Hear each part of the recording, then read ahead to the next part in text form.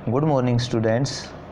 आज हम 8th class की इंग्लिश की वर्कबुक का lesson 1 the best Christmas present in the world, उससे जो लिंक लेसन है उसको करेंगे। उसमें हमने पेज नंबर 3 तक पहले किया था। आज हम पेज नंबर 4 से स्टार्ट करेंगे। पेज नंबर 4 में ग्रामर में प्रीपोजिशंस हैं। प्रीपोजिशन में टाइम एंड डेट के जो प्रीपोजिशन हैं वो बताई गई हैं। यहाँ पर प्लेस की जो प्रीपोजिशंस हैं वो बताई गई हैं और मोशन की प्रीपोजिशन है वो बताई गई है। जैसे at, on, in, for, before, after. Time and date की प्रीपोजिशन है at, in, on, between, among place की, और इन टू, अक्रॉस मोशन की। अब हम फिल इन द ब्लैंक्स करेंगे प्रीपोजिशन से संबंधित। बॉक्स में दिया हुआ to, at, on, in, for, of, into. एक एग्जाम्पल दिया गया है she waited for him from morning to evening, तो यहाँ पर आया फ्रॉम। ए है अब इंडिया बिकेम इंडिपेंडेंट, फिर ब्लैंक दिया हुआ है 15 अगस्त 1947। इसके अंदर ऑन आएगा क्योंकि कोई स्पेसिफाइड डेज या डेट्स हो उसमें ऑन का यूज़ होता है। फिर बी है Shambhu is going blank school. Direction place को इंडिकेट करने के लिए टू का प्रयोग किया जाता है, तो ये स्कूल प्लेस है तो यहाँ पर टू आएगा। Shambhu is going to school. C है I bought this book blank ₹20। Number या अमाउंट को स्पेसिफाई करने के लिए ऑफ का प्रयोग किया जाता है, इसलिए यहाँ पर ऑफ आएगा। आई बोट दिस बुक ऑफ ₹20। फिर डी है hurry up the train leaves blank 6:30 PM। Time को बताने के लिए, रेफर करने के लिए एट का प्रयोग होता है, इसलिए यहाँ पर एट आएगा। Hurry up the train leaves eight 6:30 PM। फिर ई है father is not blank home. Place को इंडिकेट करने के लिए भी एट का प्रयोग होता है। Father is not at home. फिर एफ है सी इज़ फोन ब्लैंक डॉल्स।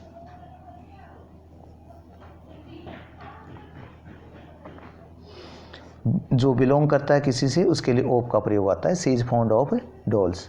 फिर जी है the frog jumped blank the well. जब मोशन हो, मोशन के लिए आउटसाइड से इनसाइड मोशन हो कोई चीज़, तो उसके लिए इनटू का प्रयोग होता है, तो इसलिए इसमें इनटू का प्रयोग होगा। The frog jumped into the well. कुएं के अंदर मेंढक कूद गया। फिर एच है the book is blank the drawer. Location को इंडिकेट करने के लिए इन का प्रयोग होता है, जैसे ड्रॉवर के अंदर location. The book is in the drawer. फिर टू पे है pick out suitable preposition from the brackets and fill in the blanks. Bracket में जो दो में से एक सूटेबल है उसको हम चूज करेंगे। Monday is the first day blank the week. In है, ऑफ है, यहाँ पर ऑफ आएगा कि मंडे वीक का, सप्ताह का पहला दिन है। Sunday is the last day blank the week. Of है में से ऑफ आएगा।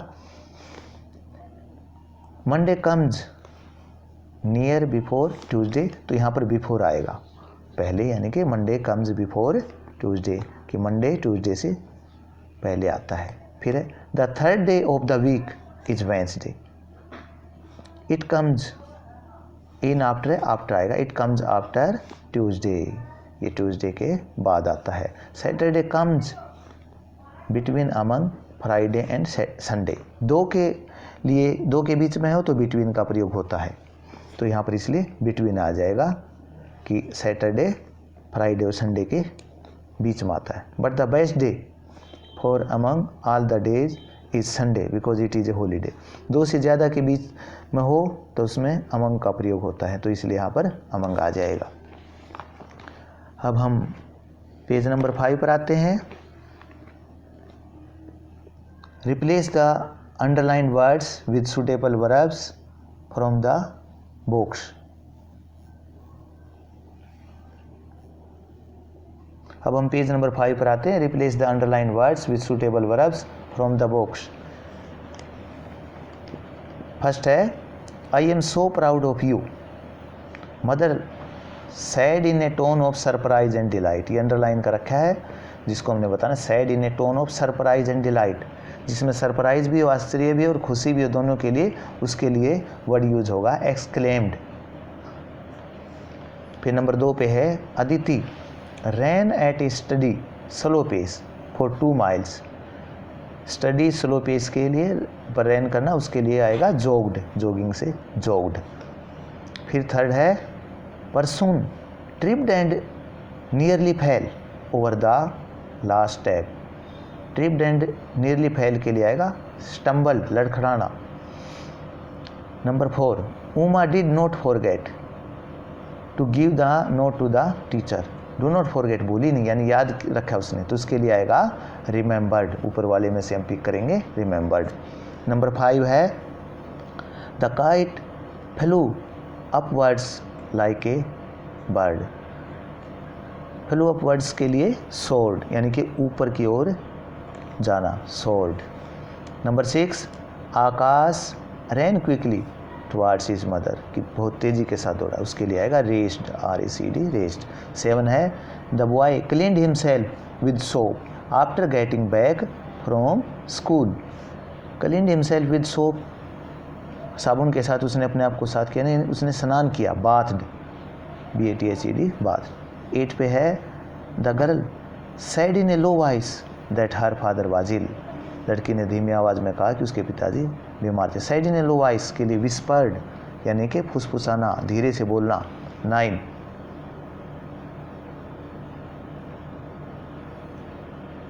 9 the principal did not give permission for the picnic. Did not give यानी कि दी नहीं, उसके लिए मना करना, डिनाइड, DENID डिनाइड। 10 पे है I hope you have made up your mind about what book you want to buy. Made up your mind about यानी कि फैसला लेना, मन बना लेना, डिसाइडिड, DECIDD डिसाइडिड।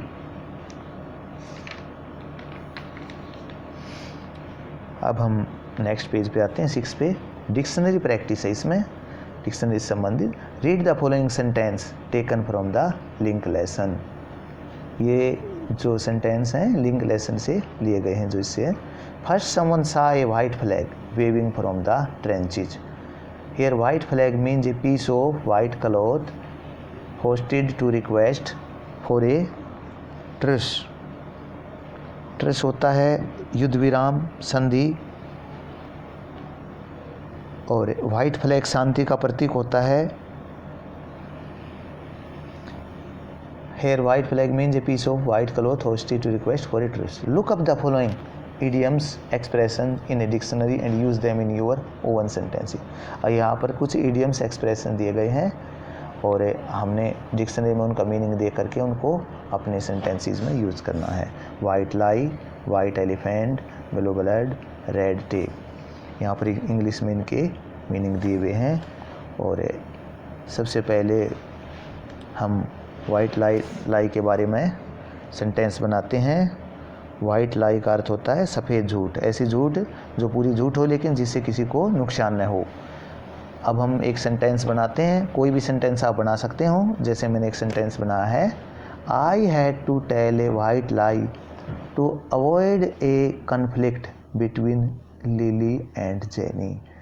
कन्फ्लिक्ट, संघर्ष, अवॉइड बचाना, कि मैंने लिली और जेनी को आपस में झगड़े से बचाने के लिए, संघर्ष से बचाने के लिए एक सफ़ेद झूठ बोला। फिर 2 पे जैसे हम बनाएंगे वाइट एलिफेंट का, if Sam is right Rowan could be building A white elephant. White elephant होता है सफ़ेद हाथी, यानी कि यूजलेस काम, जिसका कोई यूज न हो। यदि श्याम ठीक कह रहा है तो रोहन बिल्कुल सफ़ेद हाथी जैसा काम कर रहा है, यूजलेस काम कर रहा है। 3 Siya told me that Bhumi is blue blooded.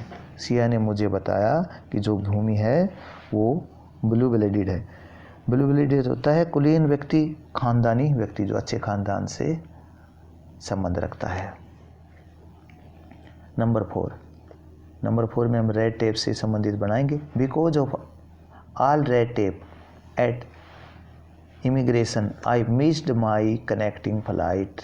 Red tape होता है लाल फीताशाही, यानी कि जो बहुत ज़्यादा वैसे समय कागजी कार्रवाई में बीतता है उसको कहते हैं नौकरशाही से संबंधित है।